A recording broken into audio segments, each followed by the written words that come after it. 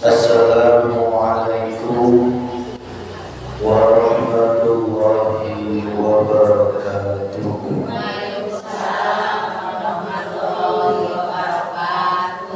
Ila hadratin Nabi Mustafa Rasulullah Muhammad sallallahu alaihi wasallam wa ala alihi wa auladihi wa dhurriyyatihi wa sahabatihi wa tabi'ina sholihin wal ulama wal awliya syekhatul qadir jaya wa ila ruhi al-marhum Kiai Haji Gandung dan Masyuri bin Sastra wa ila ruhi al-marhum Bapak Ustaz Triwagati Sutarno Pinter wa ila ruhi jami ahli kubur minal muslimina wal muslimat wal mu'minina wal mu'minat khususun fi qaryah Dusun Simbar Desa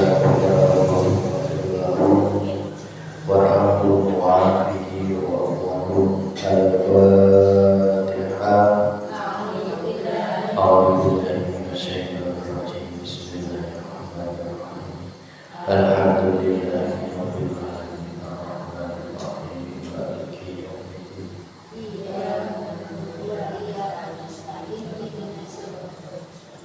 Shiratal ladzina an'amta 'alaihim ghairil maghdubi 'alaihim waladdallin.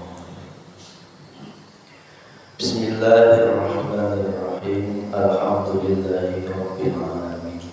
Alhamdulillahi 'ala nikmatil iman. Alhamdulillahi 'ala nikmatil Islam. Asyhadu an la ilaha illallah wa asyhadu anna Muhammadar Rasulullah.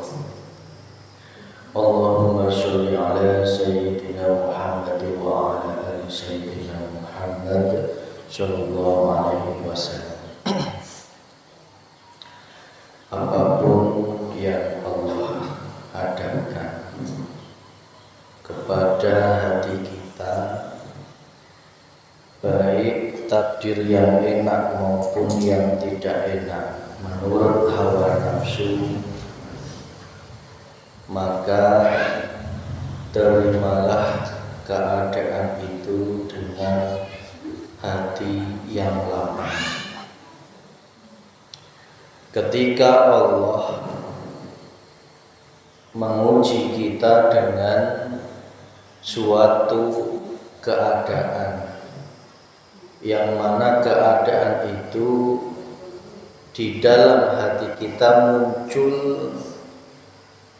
rasa yang tidak enak, muncul hati yang mungkin terluka, itu merupakan ujian keimanan dari Allah. Banyak hal di dunia ini yang ketika tidak sesuai dengan keinginan atau nafsu menjadikan hati kita lalai terhadap Allah Subhanahu wa ta'ala. Komo lamun Allah terus-terusan merek takdir yang enak, takdir yang menurut nafsu enak, harta melimpah, jabatan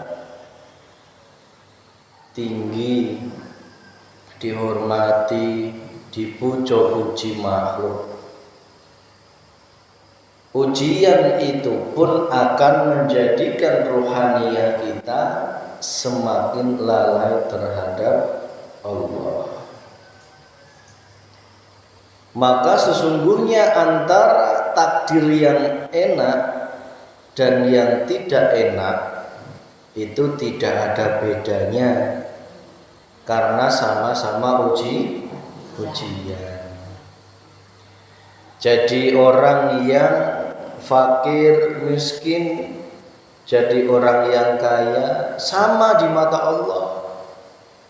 Tidak ada bedanya, sama-sama tidak memiliki apa-apa. Justru kesempatan bagi orang yang selalu diuji oleh Allah hal-hal yang tidak enak baik berupa sakit, kekurangan harta benda, dicemooh, dicaci, difitnah,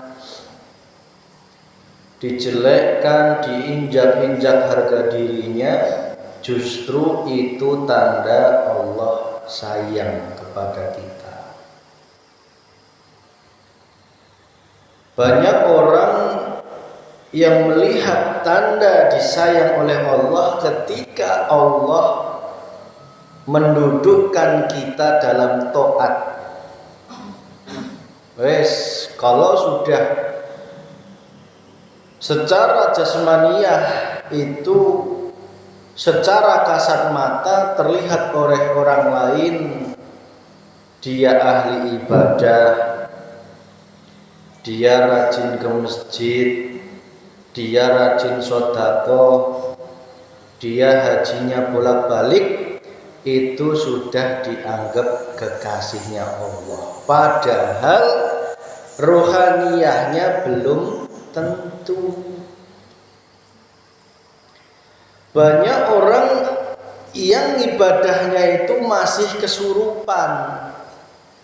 Jika dilihat dari hati hakikat yang paling dalam, kebanyakan umat manusia ibadahnya masih ibarat orang kesurupan. Ibadah gimana itu?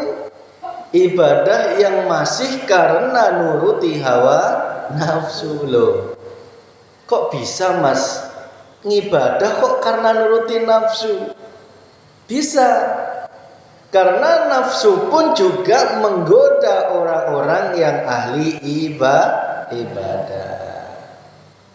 Kalau orang yang bukan ahli ibadah sudah nggak perlu digoda, wes otomatis jauh dari Allah. Justru semakin engkau diberikan oleh Allah ketaatan, diberikan oleh Allah ilmu, pasti juga akan diberi oleh Allah yang namanya hawa nafsu. Jadi nafsunya orang yang ahli ibadah dan orang yang belum ahli ibadah tingkatannya beda. Kalau orang yang ahli belum ibadah, yang belum ahli ibadah, nafsunya itu jelas, sangat nyata. Tetapi bagi orang ahli ibadah, nafsunya semakin canggih, semakin tidak terlihat, bahkan tidak sadar. Ahli ibadah atau al-ubad itu dalam melaksanakan ibadahnya masih kesurupan hawa nafsu. Maka ciri yang paling terlihat ketika ibadahnya masih ada kesusupan hawa nafsu, ciri yang terlihat adalah di dalam hatinya masih ada merasa akunya yang ibadah, akunya yang ke masjid, akunya yang sholat. Tidak terlepas, tidak melepaskan dan menyadari bahwa ibadahnya itu sejatinya hanya diberi oleh Gusti Allah. Kalau enggak aku enggak mau. Pokoknya harus aku. Ya itu ya. Kalau enggak aku itu enggak. Ini enggak sadar, orang seperti ini tuh enggak sadar kalau ibadahnya itu masih kesurupan hawa nafsu. Sehingga hati nuraninya itu tidak hidup. Cek Sundana teh rasana eueuh, perasaannya tidak ada. Yang ada mementingkan hawa nafsu. Ya, karena apa?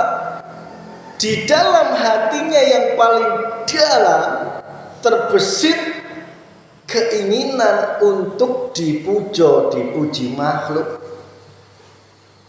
Samar bu, tidak terlihat, tidak terasa.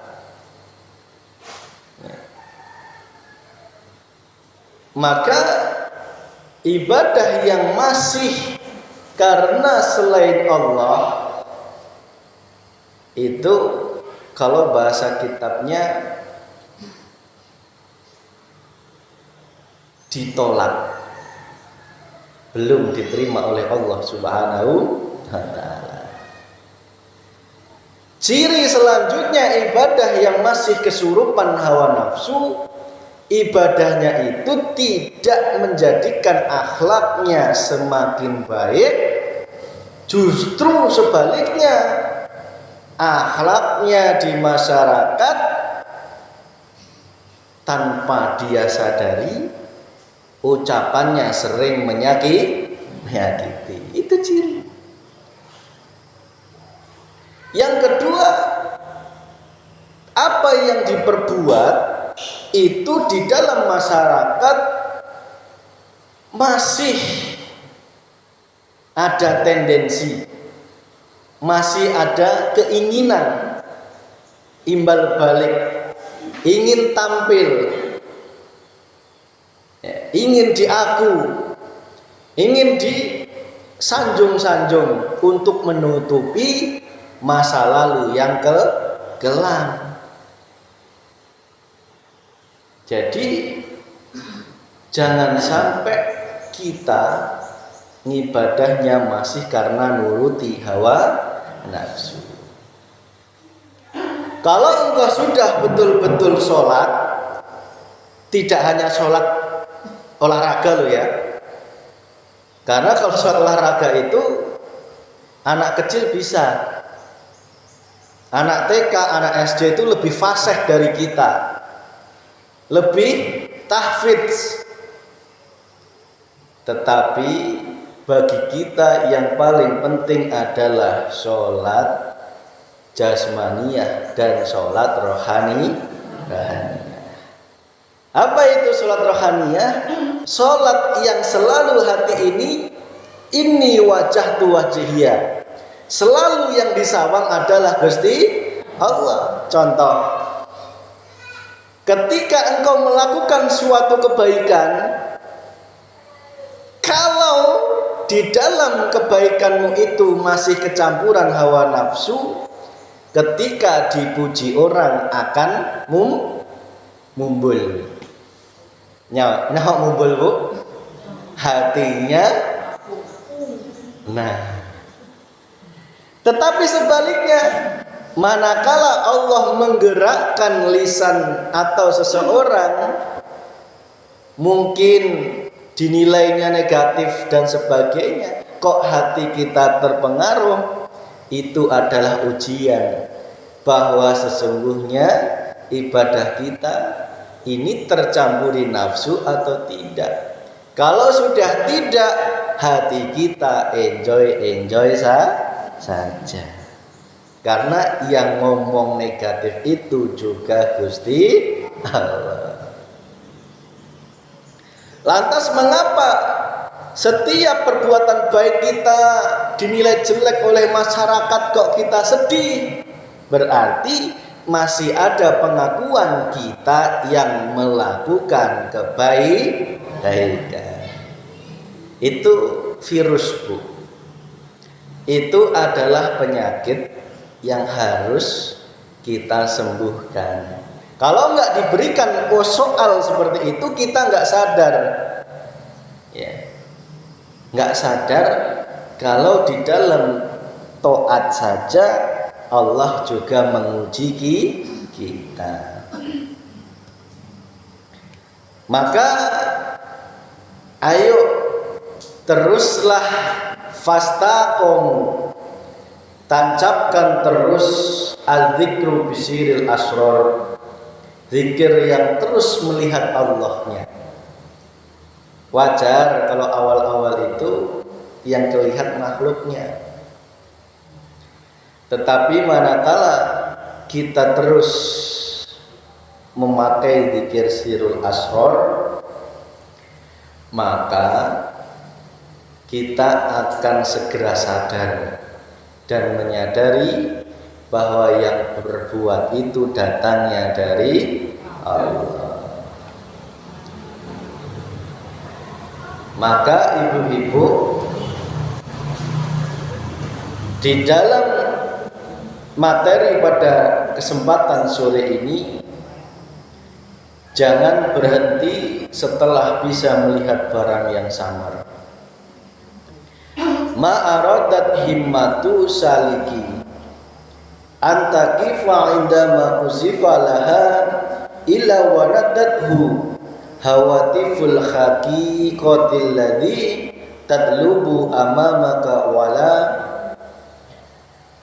tayyarrajat dhawahirul mukawanati illa wanadatuka haqaikuha innama nahnu fitnatu wala takfur.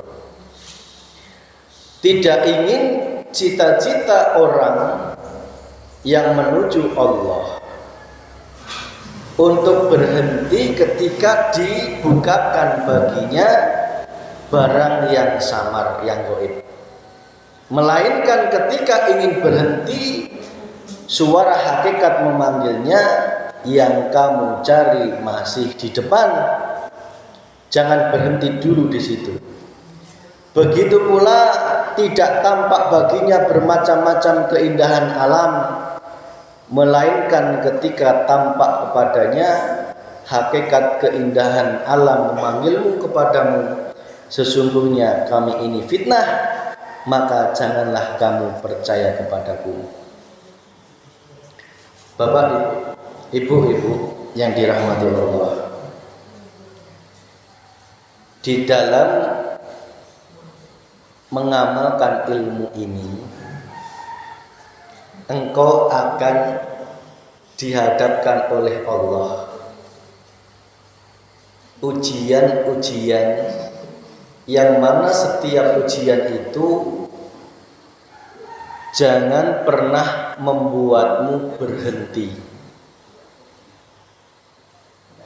Tak ulangi deui, ibu-ibu, lamun anjeunna betul-betul asup nampak ilmu ieu, Allah pasti akan menguji berupa ujian yang enak maupun tidak enak. Sebenarnya tanpa mengalami atau menerima ilmu ini pun ujian akan selalu ada. Cuman bedanya ketika engkau sudah menerima ilmu ini, engkau akan tahu cara menghadapi uji. Paham maksud saya? Ya. Engkau tidak ngaji di sini, engkau tetap kaya. Engkau tidak ngaji di sini pun engkau juga tetap belum kaya. Ya gitu nggih? Ya. Engkau ngaji di sini, parimu yo tetap bagus. Enggak ngaji ke sini, padimu juga tetap kena wereng. Cuman bedanya, kalau sudah ngaji di sini, engkau akan bisa menyelami ujian sehingga engkau tahu caranya menyelam yang baik dan benar sehingga bisa selamat. Bayangkan manakala engkau akan menghadapi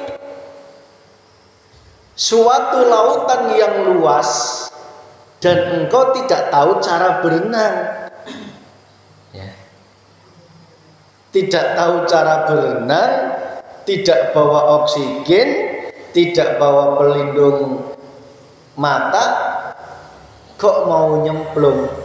Kira-kira kelelep enggak, Bu? Nyahok kelelep? Hah? Noneta. Tahu ya? Cengap ya. Nyemplung. Sehingga ketika Allah mengujimu dengan apapun, engkau tidak sadar bahwa itu adalah ujian. Yang kaya tidak sadar bahwa itu juga ujian. Yang nggak punya juga nggak sadar itu kalau juga ujian. Ketika Allah mengujimu dengan apapun, tolong teruslah berenang, jangan berhenti. Ya. Kalau sudah engkau berenang, engkau akan sampai ke daratan dan engkau akan selamat. Tetapi jika engkau berhenti, meskipun engkau bisa berenang, tapi berhenti, engkau akan tenggelam. Komok lamun untuk bisa berenang. Gitu ya Bu. Mas, panen ayeuna geneng jenuk wereng. Biasana menangna 10 kilo, ayeuna cuma menang 3 kilo. Bu, ketika engkau mendapati takdir yang gak enak seperti itu, engkau jangan melihat werengnya. Teruslah perjalanan rohaniyahmu menembus mengatakan sejatinya di dalam wereng itu ada Gusti Allah.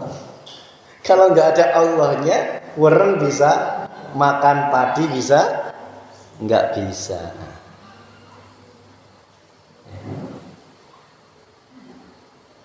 Berarti itu tandanya kita disuruh puasa.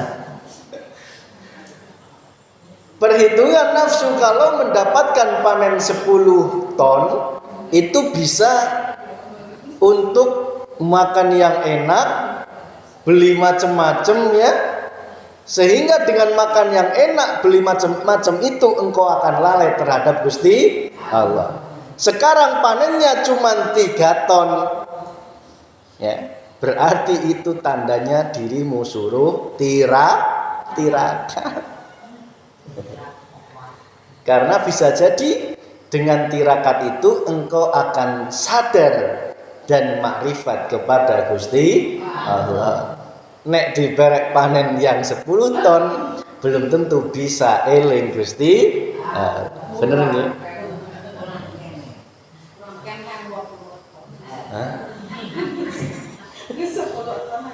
Emang ibu-ibu sih lamun panen seberapa?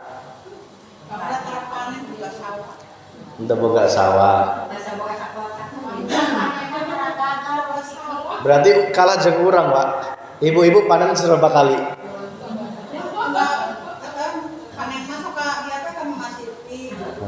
Berarti sama jeung urang ya? Urang mah panen tara gagal. Panennya seminggu sekali. Kalah jeung ibu-ibu. Urang panennya seminggu sekali tara gagal. IR deui, alus deui. Cuman bedanya untuk buka sawah. Capek.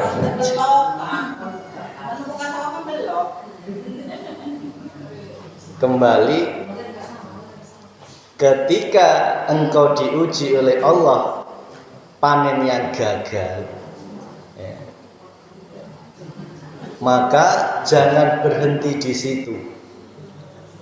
Jangan berhenti atas rahmat Allah dan menuduh Allah gak bisa memberimu makan. Ya. Karena tujuanmu itu tidak hanya berhenti di kekayaan, tetapi tujuan sesungguhnya adalah Gusti Allah. Jadi hidup itu simpel, Bu. Ketika Allah menghadapkan apapun, ujian itu cuma satu jawabannya. Bisakah engkau kembali padaku? Itu top.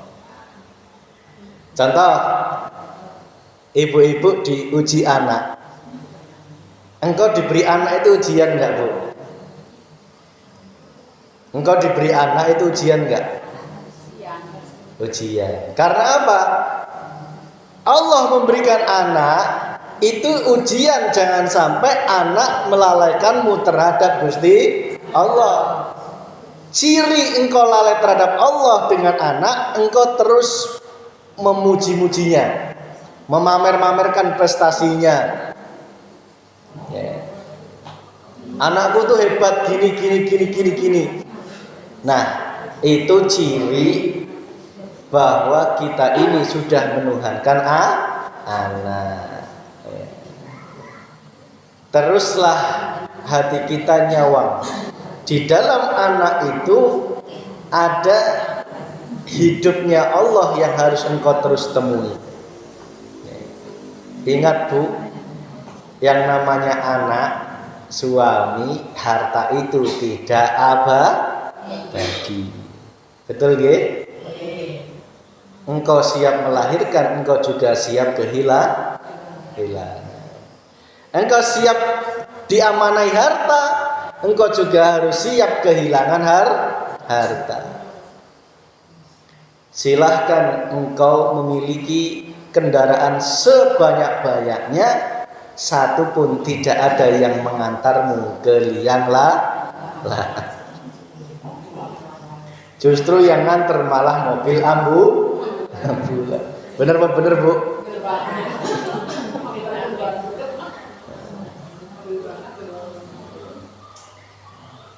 Belajarlah dari Nabi Sulaiman. Ketika Allah menitipkan harta yang banyak, tidak mengotori hatinya Nabi Sulaiman. Justru Nabi Sulaiman terus mengatakan bahwa semua ini miliknya Gusti Allah.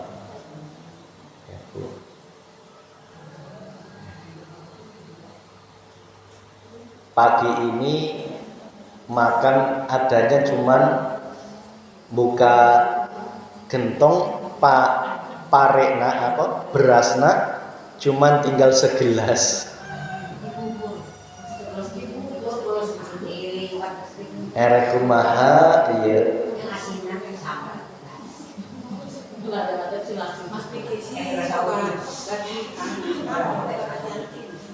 Elok mungkin erek mangan cenau.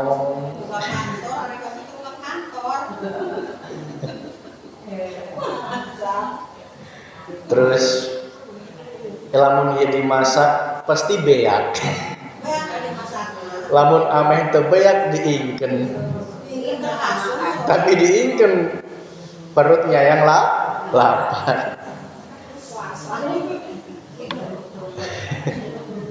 Di dalam seperti itu pasti nafsu akan bisiki hatimu. Ilok mungkin bisa makan. Bu, tidak pernah Allah itu membiarkan hambanya kelaparan.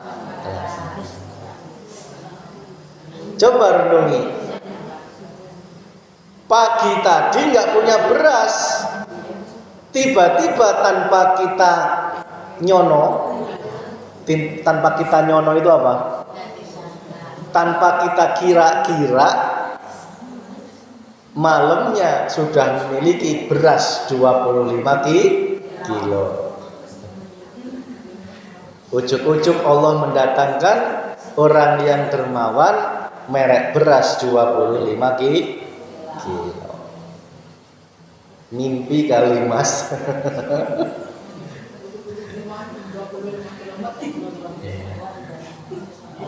Boro-boro 25 kilo, 3 kilo nunggu setahun bisa.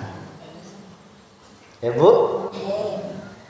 Tas panen jenuk numerek 3 kilo angger we nunggu nak setahun bisa. Pas zakat fitrah. Padahal sekitar kita masih banyak orang yang tidak memiliki makanan pokok, kesulitan itu. Tetapi buktina ayak wae, pasti Allah akan memberikan rezeki dari arah yang tidak disangka-sangka. Maka bagi orang yang sedang tekun di dalam mendekatkan diri kepada Allah, ulah sampai terkecoh meminta pertolongan kepada selain Gusti Allah. Tuh orang teh tilahir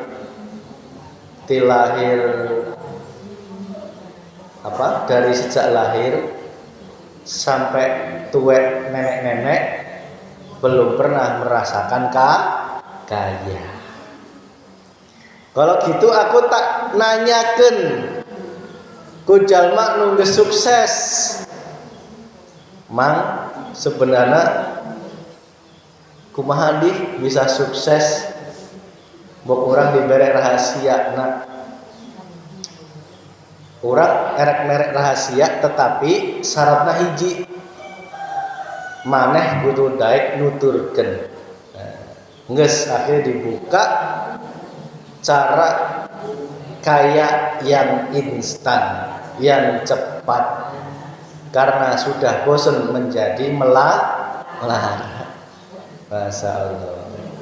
Itu berarti dirinya menjerumuskan ke dalam jurang yang sangat dalam. Ketahuilah bahwa orang yang sedang menuju kepada Allah di tengah perjalanannya akan terlihat olehnya hal-hal yang gaib dan samar. Di samping itu juga akan terlihat keindahan-keindahan duniawi yang menggiurkan. Bu, pernahkah ibu-ibu mengalami hal gaib? Misalnya ibu-ibu siga ayak membisikan. Misalnya ibu sering mimpi jalma nungges pae. Misalnya ibu-ibu sering mimpi dilihatkan surga, neraka, dilihatkan masa depan. Misalnya ibu-ibu sering ketemu para wali Allah, bahkan Nabi Muhammad. Pernahkah ibu-ibu mengalami hal gaib seperti itu? Pernah?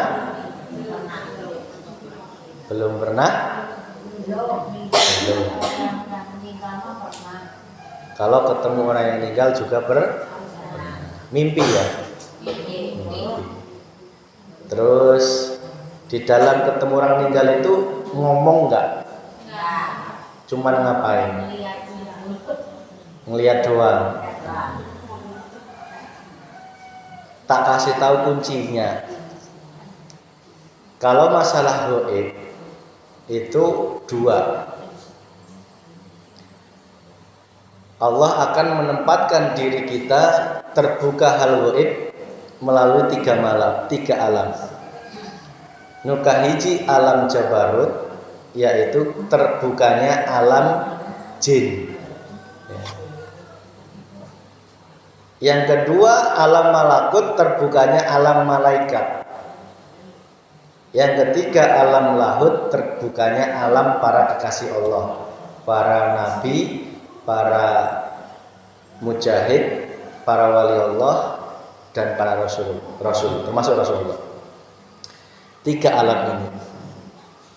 3 alam ini akan engkau alami manakala engkau mengamalkan amalan apapun, baik hitam maupun putih, tetapi niatnya ada kecampuran selain Gusti Allah. Komo niatna lain jeung Gusti Allah. Sing kecampuran wae bisa kejerumus ke alam ieu.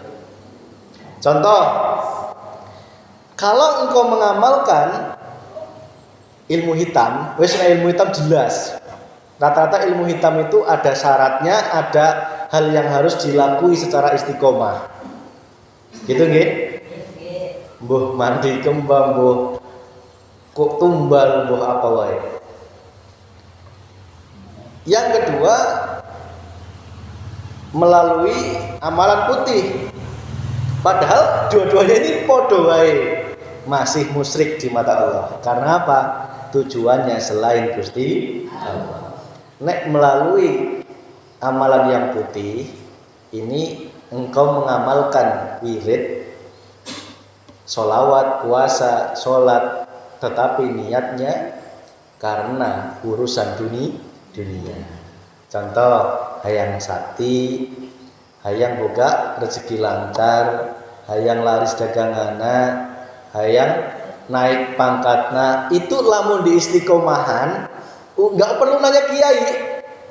Intinya engkau mengamalkan bismillah wae, istiqomah selama 100 hari, 40 hari, tetapi niatnya karena dunia, entah itu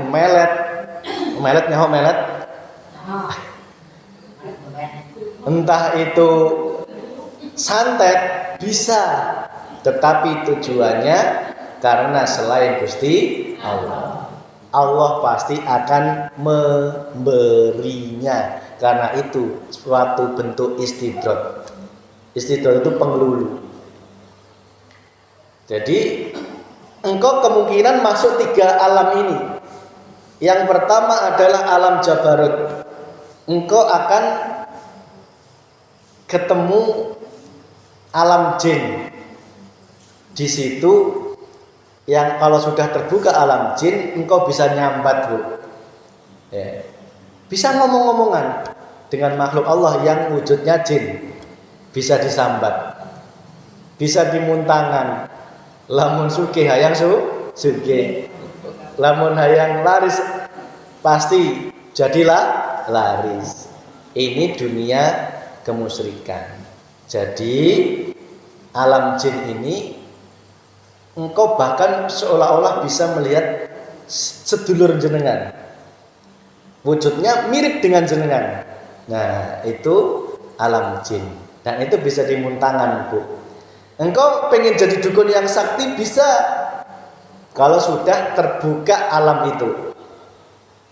Engkau akan memiliki kesaktian-kesaktian yang pasti masalah urusan dunia. Engkau akan dibukakan, ngerti sebelum kejadian. Orang sebelum ke rumahmu aja sudah tahu kalau si A bahkan ke rumah, bakal cerita A, cerita B, sudah tahu. Karena apa? Engkau bersekutu dengan khodam. Khodam itu pembantu yang wujudnya jin. Jin itu diberikan kekuasaan oleh Allah untuk menembus alam masa depan, alam lauhil mahfud, yang di situ bisa membocorkan apa yang akan terjadi. Nah, maka di alam jabarut ini Allah akan menguji jenengan.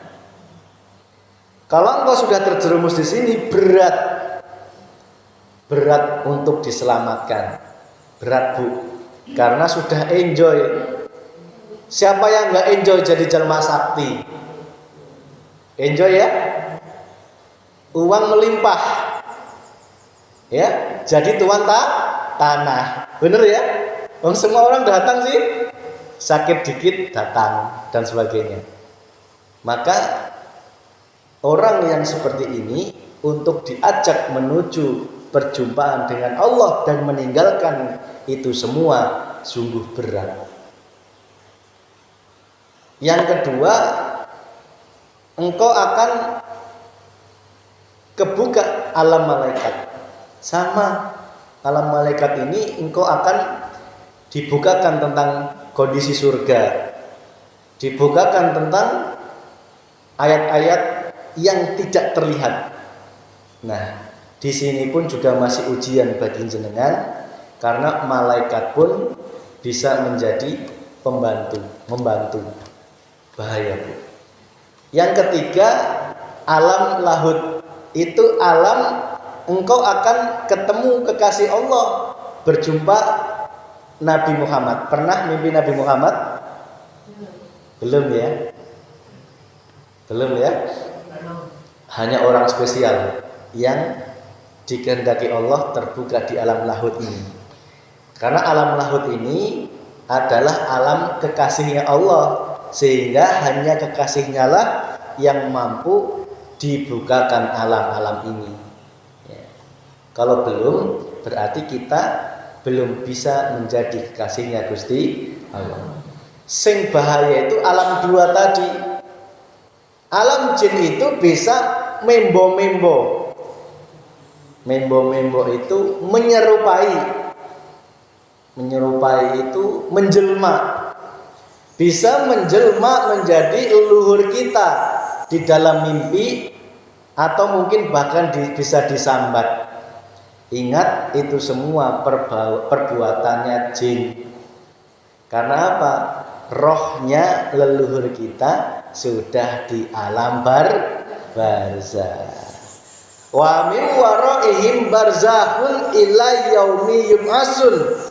Dan mereka di dalam alam barzah, sekat yang tebal antara akhirat dan dunia, dan mereka di dalam sana selama sampai dengan hari kiamat itu.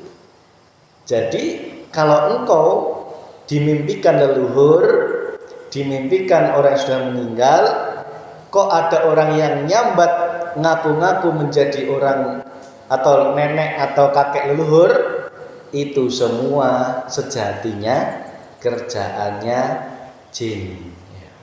Karena apa? Itulah khodam, pendamping. Kok bisa tahu kalau nenek kita sukanya cikopi? Ya tahu, karena dia selalu menemani selama hidupnya. Dia sukanya apa? Ya tahu, pasti minta. Lamun hayang waras panginkan cikopi, padahal itu merupakan isaroh.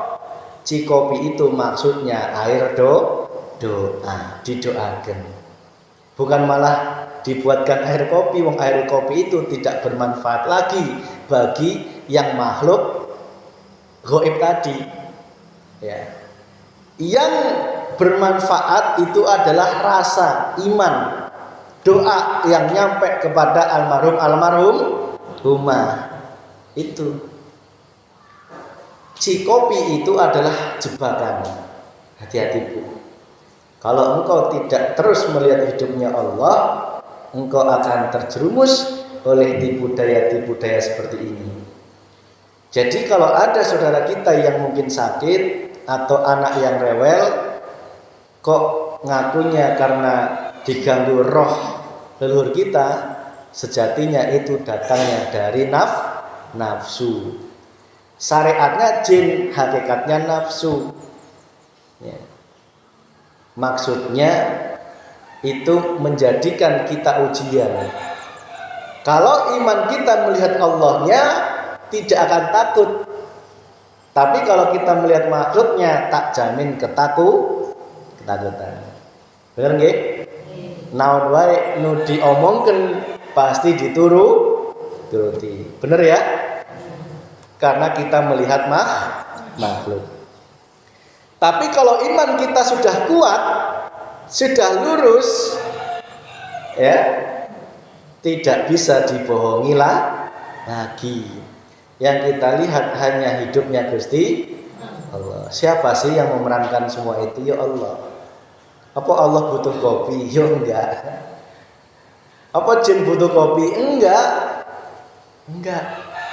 Mau minum kopi gimana? Wong jinnya itu enggak punya perut. Ya. Enggak punya usus.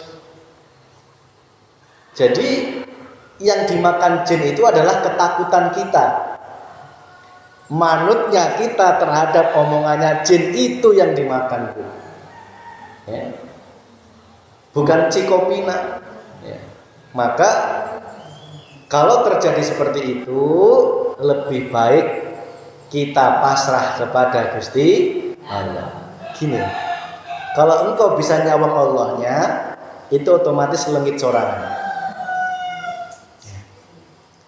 Kalau orang yang kesurupan itu engkau sadar melihat hidupnya Allah, dia akan takut sendirinya dan lengit sendirinya. Setelah itu engkau doakan almarhumah, maka di sana almarhumah akan tenang. Sebenarnya itu isyarah dari Allah. Anak cucu si fulan yang sudah meninggal di sana itu sedang membutuhkan bantuan doamu. Maka Allah mendatangkan seperti itu untuk mengingatkan kita agar mendoakan almarhumah. Gitu Bu. Karena hanya 3 hal.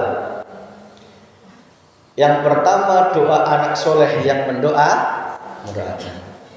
Terserah mau dikirim yasin pakai bahasa Sunda, naon wae. Intinya cuma satu, mintakan ampunan dan rahmat.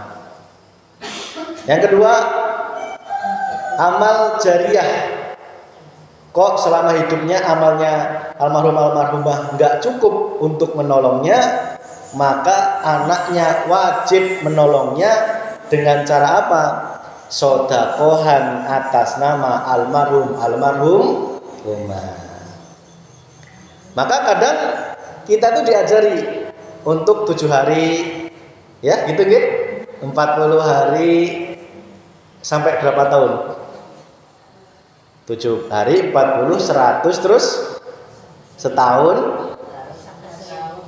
sampai 1000 hari. Itu sebenarnya dalam rangka ulama itu mengajarkan kita agar sodakoh untuk dialirkan kepada almarhum di atas namakan. Maka niatnya kudu lurus. Lamun ibu-ibu ngundang kenduri, itu di situ ikrarkan dalam hati sodakoh iya pahalana atas nama almarhum nu hirup pasti kebagian otomatis ya, karena yang menyodakohkan. Jangan takut nggak kebagian. Berarti kalau kita sudah kotor yang meninggal, kita di dunia nggak bagian, enggak. Ketika orang tua kita mendapat ampunan, maka hidup kita akan barokah. Yang ketiga, ilmu yang bermanfaat. Jadi ilmu yang bermanfaat itu ketika ibu-ibu sebagai anaknya rajin menuntut ilmu, kok dengan ilmu ini ibu-ibu mengamalkan dan menjadikan akhlak ibu-ibu lebih baik, tidak lagi jahat, tidak lagi sombong, tidak lagi yang jelek-jelek itu ditinggalkan, maka itu akan menolong almarhumah di alam barzah. Karena apa? Karena rasa kita nyambung. Dan itulah hakikat anak yang soleh. Jadi itu saling keterkaitan 3 tadi. Maka Bu, kembali, ketika engkau dihadapkan hal gaib, teruslah lanjutkan rohaniyah kita hanya nyawang Gusti Allah. Hal gaib itu tadi dimunculkan jin, mimpi, leluhur ya. Itu makhluk. Itu semua makhluk ya. Sejatinya makhluk tidak bisa apa-apa, tidak bisa punya kekuatan. Kenapa takut? Berarti tidak boleh takutlah lagi. Semakin engkau takut, semakin dibodohin oleh yang namanya jin, nafsu atau setan yang membisiki. Contoh, ibu-ibu dalam mimpi ketemu leluhur yang sudah meninggal. Kira-kira bangun tidur apa yang terfikirkan? Ilok aing mual tepah gitu ya. Ilok aing mual tereh pah gitu ya. Takut akan kematian ya. Itu di sisi lain rahmat, di sisi lain adalah ujian. Kalau ibu-ibu lagi sakit kok dimimpikan orang yang sudah meninggal, itu adalah nafsu yang membisiki kita agar bersuuzon kepada Gusti Allah. Paeh maneh akhirnya paeh bener. Karena apa? Dituruti. Jadi jangan sampai ketika dimimpikan seperti itu kita melihat makhluknya. Lihatlah Allahnya yang sedang memperkenalkan dirinya kepada kita. Terus yang kemudian ketika Allah membukakan hal-hal gaib berupa mungkin kita ketemu para wali Allah, para guru, itu pun juga merupakan ujian karena bisa jadi menjadikan kita sombong. Ya. Bahayanya kalau itu sejatinya bukan kekasih Allah tetapi jin yang membo-membo, yang menyerupai tadi, mengaku-ngaku menjadi leluhur, menjadi kekasih Allah, wali Allah. Bahayanya awalnya ngomongan halus, esukna akhirnya mengajak kepada kesesatan. Banyak bu orang yang puasa rajin, hayang sakti, akhirnya didatangan ke leluhurna. Padahal itu sejatinya bukan leluhurna, bukan kakeknya yang dulu sakti. Contoh dulu kakeknya sakti, ya, kakeknya wafat. Terus kemudian cucunya dimimpikan, cucunya itu udah gede sekarang, katakanlah. Cucunya ini karena dia pengen seperti kakeknya yang sakti, dia rajin wiridnya, puasanya rajin, akhirnya didatangkanku kakeknya. Di dalam mimpinya itu dititipi suatu pusaka dan sebagainya. Ternyata itu sejatinya kerjaannya jin khodam, jin nasab, jin keturunan yang dulu mendampingi kakeknya. Ini jebakan bu, harusnya diputus, jangan malah dikawinkan deui, ulah dikawinkan deui, cek sunatnya dikawinkan, kudu diputus. Cara mutusna kumaha? Dengan tauhid, dengan iman. Kalau engkau malah kawin dengan eta jin khodamna yang geus sampai 7 keturunan, dia seperti itu, tidak akan terputus. Loh, jin khodam ini ujian dari Allah. Engkau diberi kekuatan, bisa nyembuhan jalma, bisa katanya melipat jarak waktu sini ke Jakarta dengan sekejap mata. Nah, bu, zaman sekarang kesaktian seperti itu sudah ketinggalan zaman. Nek dulu mungkin butuh untuk ngusir penjajah, untuk melindungi dari apapun ya. Tapi zaman sekarang sudah ketinggalan zaman. Ya. Zaman sekarang sakti yang sesungguhnya adalah orang-orang yang sadar dirinya siapa, sadar siapa Tuhannya, dan dia bisa memerangi hawa nafsunya. Itulah orang yang sakti. Kalau dulu orang sakti itu orang yang toyul ardi, melipat jarak dan waktu. Jadi sini ke Mekah itu dalam sekejap mata.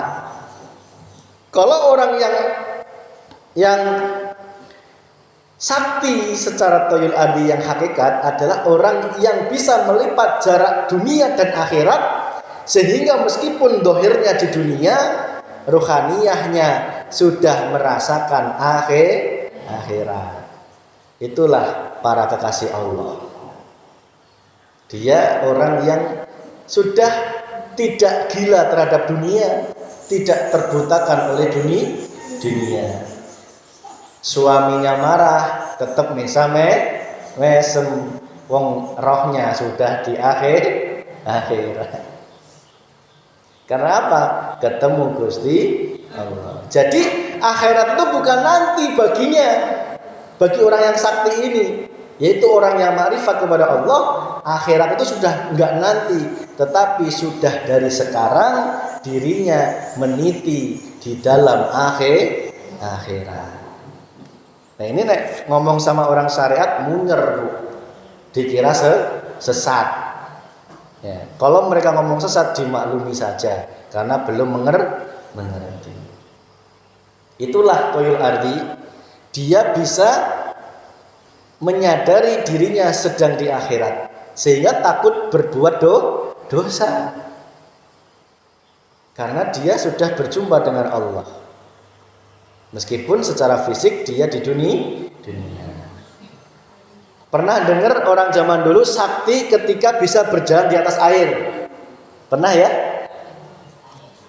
Sakti seperti itu tidak ada seujung kukunya bagi orang yang sakti zaman sekarang, yaitu orang yang bisa membunuh kesombongannya dengan lautan ilmu.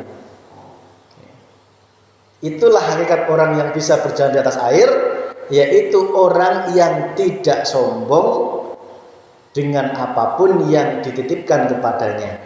Karena apa? Dia sedang berjalan di atas lautan ilmu. Jadi sehebat apapun harta, kalau sudah tenggelam di lautan, ayat manfaatna, ayat pengaruhna, mobil mewah namun dicemplungkan ke lautan, kira-kira ayat manfaatan deh.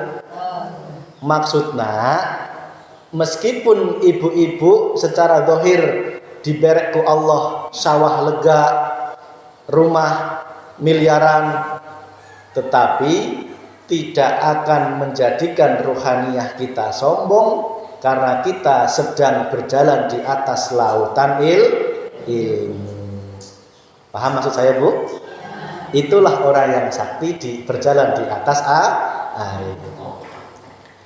Orang sakti selanjutnya yaitu orang yang bisa merobohkan pohon pisang, bisa merobohkan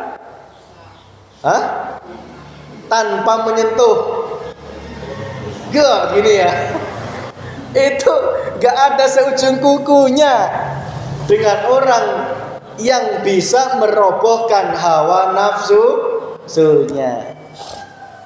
Ya. Jadi ibu-ibu nggak usah latah. Ngelihat orang sakti itu nggak usah latah, biasa aja.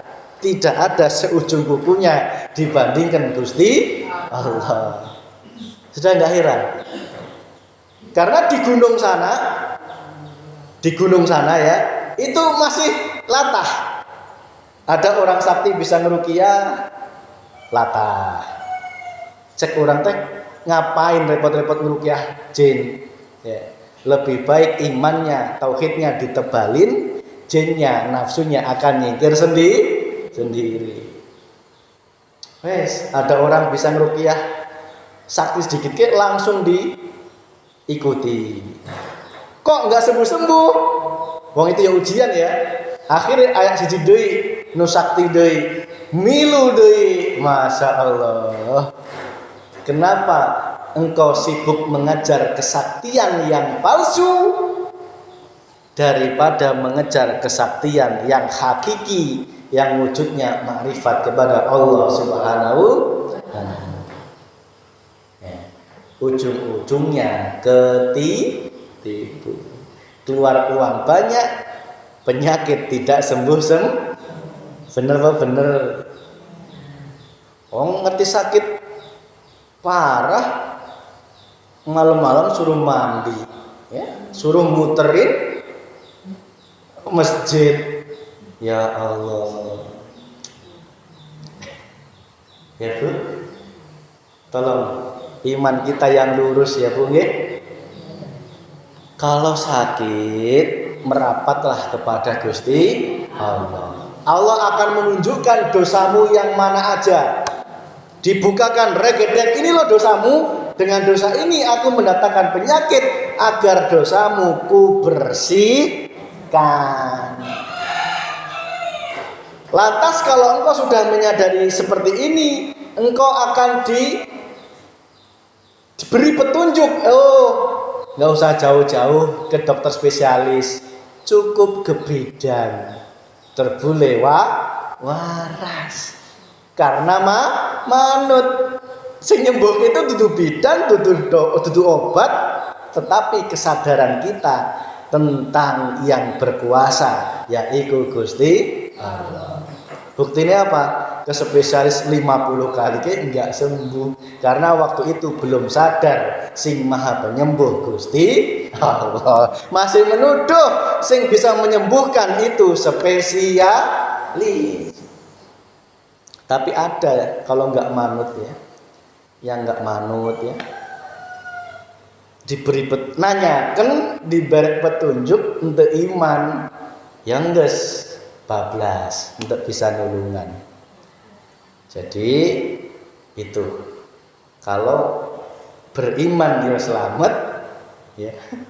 Kalau diberi petunjuk peringatan kok nggak beriman ya sudah malah nabrak-nabrak cari jalan pintas ke orang yang hitam.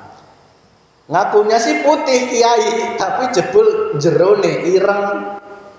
Dalamnya sama aja hitam. Itu Bu. Wong jenengan ke dokter aja kalau nggak minta ridhonya Allah lah, itu pun musyrik. Maka mintalah ridho kepada Gusti. Ya Allah, hamba mohon petunjukmu, ampuni dosa hamba ya Allah.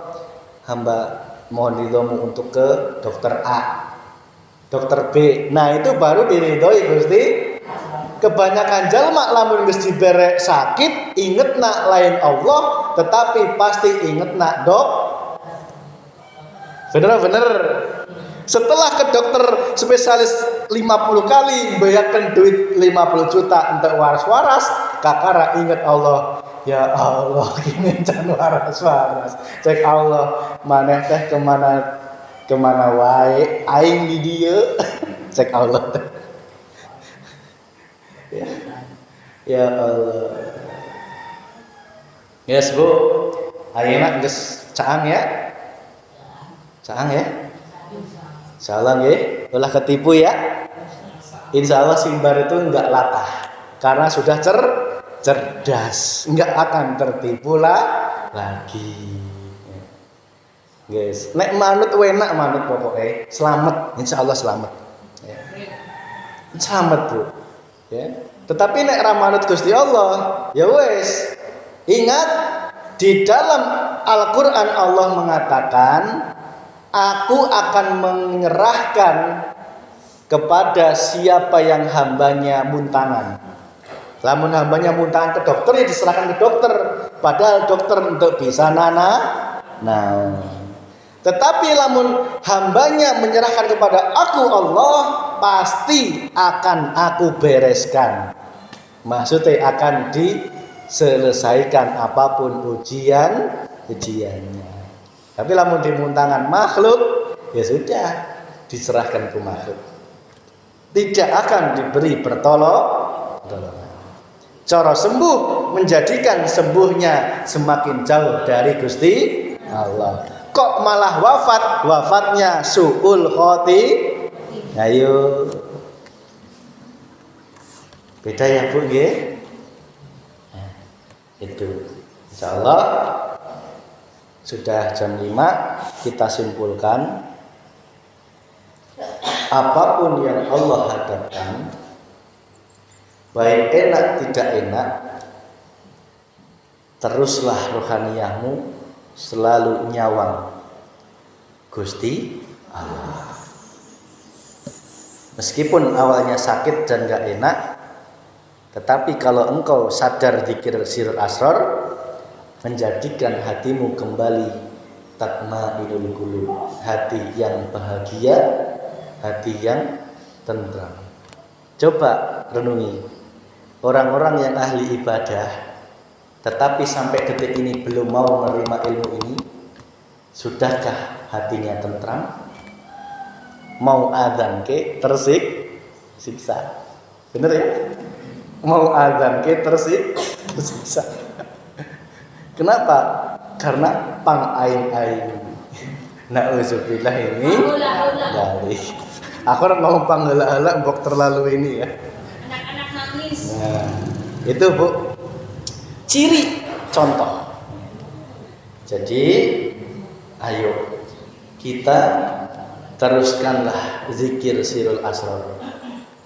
Meskipun mungkin ya Mungkin ibadah jenengan belum segede gunung, tetapi kalau hati jenengan makrifat, insya Allah akan diselamatkan dunia akhirat. Sebaliknya, kalau ibadahmu, amalmu segede gunung sekalipun, tetapi tanpa dibarengi makrifat, maka dipastikan ruhaniyahmu belum selamat. Cirinya apa? Hatinya masih tersiksa. Ngibadahnya karena nuruti omongan jalma, lain nurutan Gusti Allah. Itu bisa terima Ibu? Sebabnya sing ada tuh mesam-mesem. Bapaknya nggawa duit 5.000 mesam-mesem. Karena sing dilihat Gusti Allah. Gitu. Dah. Terus jangan mundur, Bu. Ya. Terus kajilah ilmu, lengkapilah syariatnya, dan lengkapilah hakikatnya. Insya Allah menjadikan diri kita selamat dunia akhirat. Amin ya rabbal alamin. Rabbana atina fid dunya hasanah wa fil akhirati hasanah wa qina adzabannar. Walhamdulillahi rabbil alamin. Al-Fatihah.